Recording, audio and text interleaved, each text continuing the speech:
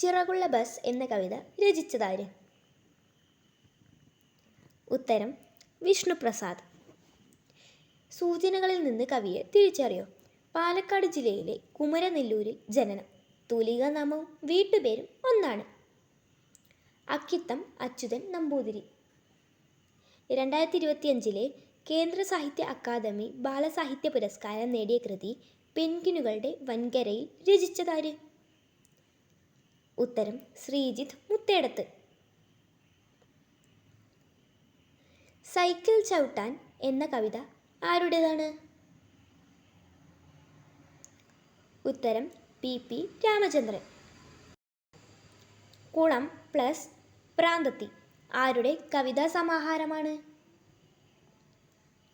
ഉത്തരം വിഷ്ണുപ്രസാദ്.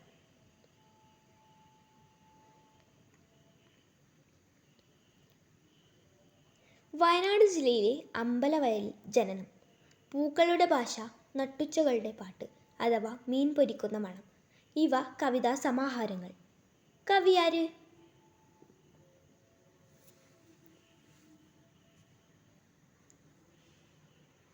ഉത്തരം വിഷ്ണുപ്രസാദ്. കാത്തിരിപ്പ് കവിത എഴുതിയതാര്? ഉത്തരം ചെറുശ്ശേരി. കൃഷ്ണഗാഥയുടെ മറ്റൊരു പേര്? ഉത്തരം കൃഷ്ണപ്പാട്ട്.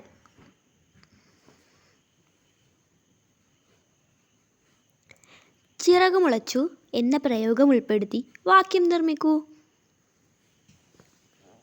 ഉത്തരം പിറന്നാളിന് ഒരു സൈക്കിൾ സമ്മാനമായി ലഭിച്ചപ്പോൾ യാത്രയെക്കുറിച്ചുള്ള എൻ്റെ സ്വപ്നങ്ങൾക്ക് ചിറകുമുളച്ചു.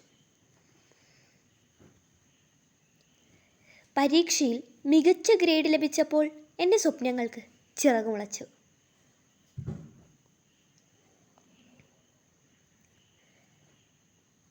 അക്കിത്തത്തിൻ്റെ മുഴുവൻ പേരെന്താണ്? ഉത്തരം അക്കിത്തം അച്യുതൻ നമ്പൂതിരി.